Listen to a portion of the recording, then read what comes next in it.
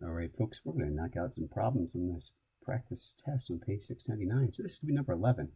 We're starting off with number 11. We're looking at something, looks like an experiment was done where they had these patients, and they said, hey, patients are going to be assigned to two groups. One's going to be the normothermic group, which means they basically get blankets when they're having surgery, and the hypothermic group, which means you're not going to get blankets, which means I guess you get a little cold when you're getting surgery.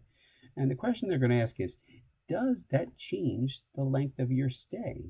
They're assuming that the infection is related to how long you stay in the hospital, because they're saying, does it alter the chance of infection? And then they're measuring it by how long your hospital stay is. So we're going to conclude everything about how long your hospital stay is. We don't want to conclude necessarily causation about infections, but we're going to conclude context about how long your hospital stay is. So we're going to create a confidence interval here, folks, right? And we're going to be doing a confidence interval. So we're going to see, we're going to do a 95, we're going to construct a 95% confidence interval. Handwriting seems to be even worse than usual. I'm trying to slow it down a little bit. For the true difference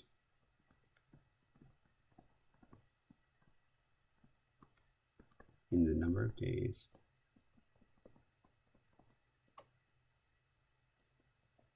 of a hospital stay.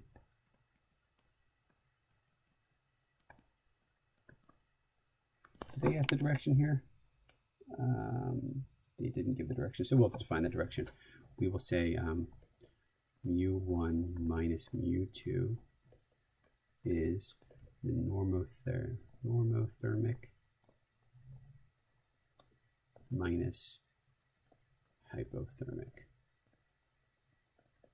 So we'll define that. So we know mu1 is normothermic and mu2 is hypothermic. Okay. Number of days of hospital stay for patients undergoing surgeries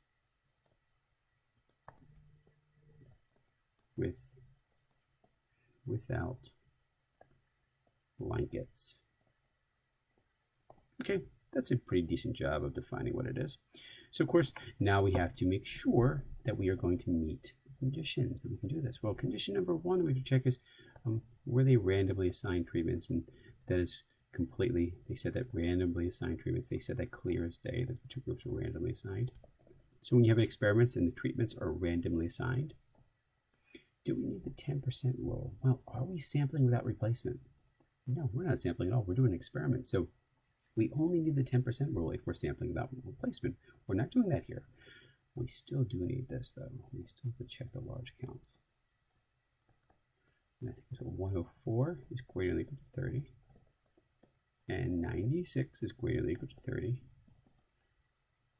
So we can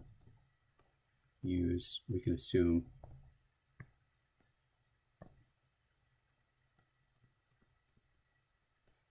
the means for the sampling distribution are normal enough.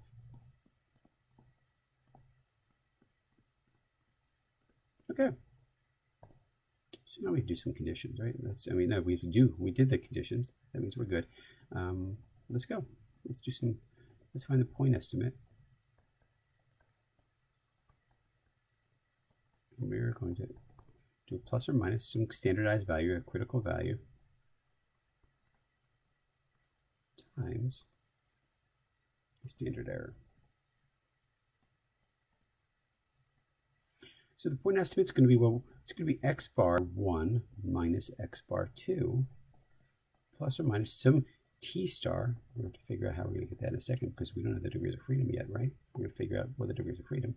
And then we're going to have the standard error, which is going to be this lovely thing. And these are formulas that we just need to have down. Okay. So how do we find this t star? The t star, we could use simply the conservative. And frankly, the conservative degrees of freedom aren't going to be that different than the actual because we're so high. But the conservative degrees of freedom, right, if we did conservatives, it would be 95. We want 95%. So we would come over to our calculator and see if I can do this in real time. Oh, look at that. I think it worked. So we're going to do second distribution, and we're going to go to inverse t. And we're going to say, well, the area to the left is going to be 0.975 because there's 95% in the middle. That means there's 2.5% on the left side, 2.5% on the far right side. We want to find that t-score. So we're going to use 0.975. And the degrees of freedom we're going to use, what did we say, 95? We're going to paste that. Boom. We get 1.985. I'm going to call it 1.985. So I'm going to come back here. 1.985. Okay. I'm going to hit pause for a second just so I can fill out these other numbers. Okay, folks, for those of you who want to see my math, how I did it, it's, whoops, it's there. So if you want to see what I did, it's right there. No, I'm trying to get to here. Here's the calculator math that I did. So if you want to see what I did. Okay, so we're back to here. Now we have this confidence interval. The confidence interval goes from what? Negative 4.17 to negative, what is it, 1.03? And that's using the 95 degrees of freedom. Now, if we did the actual calculator, we're going to get slightly different. Now, it's going to be almost the same thing because when you get to 95 degrees of freedom, the actual degrees of freedom is so similar to 95 that this value is going to be slightly different if you do it with the actual calculator. And we'll show that real quick. Let's do that. Let's type this in. So I'm going to hit, we'll do a 2 sample interval. I think I got to go all the way up to here. Yeah, I think it's 0.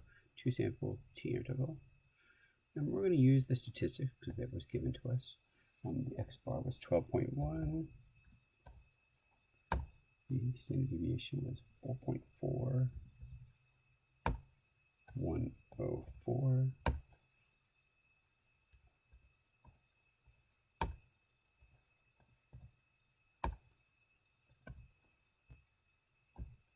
Folks, never pull means.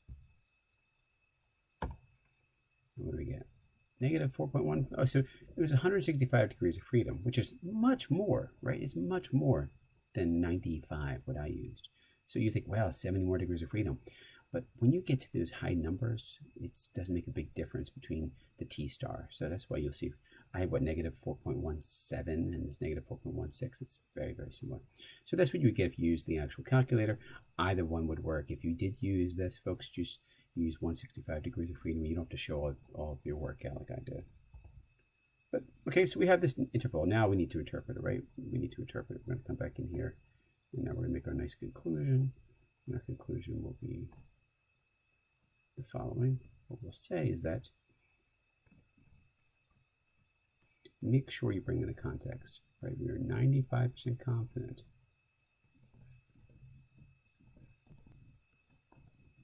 that the true difference in means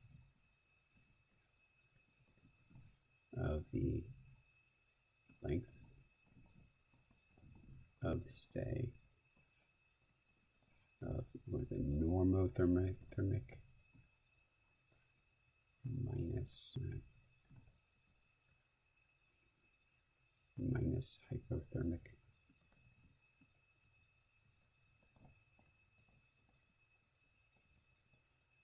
lies or is contained in the interval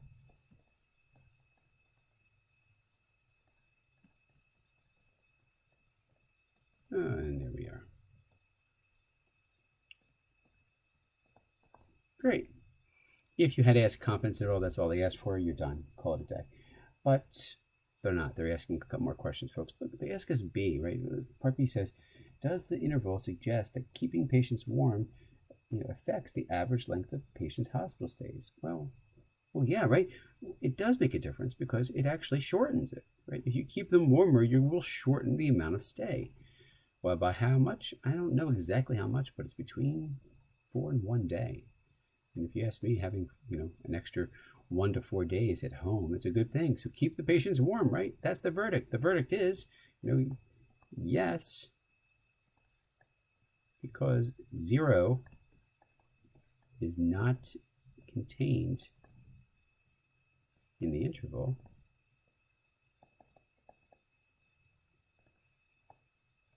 we can conclude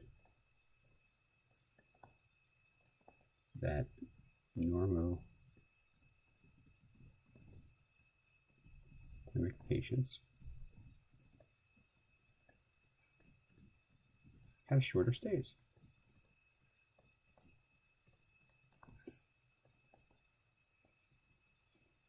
Now, what does 95% confidence mean? Well, we talked about this way back when we did confidence intervals, folks.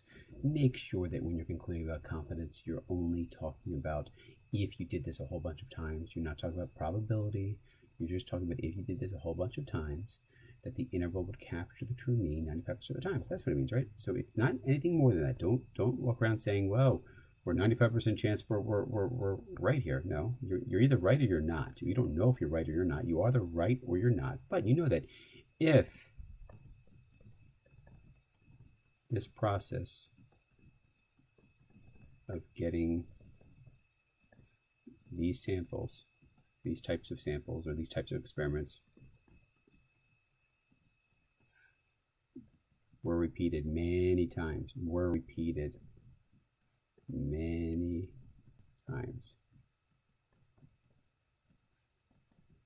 the resulting confidence intervals, because every time we do this, we're creating confidence interval.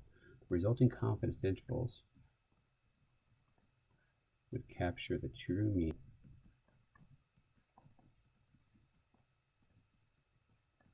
(95% of the time). Right? You can imagine, like, every time you're doing this, you're going out and you're creating a bucket. And every single time you're creating this bucket, you're putting down that bucket. And if you did this many times, you'd have, thousands and thousands of buckets out there that are hoping to capture this true mean. And 95% of your buckets are going to be in the right location and with the right width to capture the true mean. So if you were to do this many times, 95% of the time, you'd capture the true mean.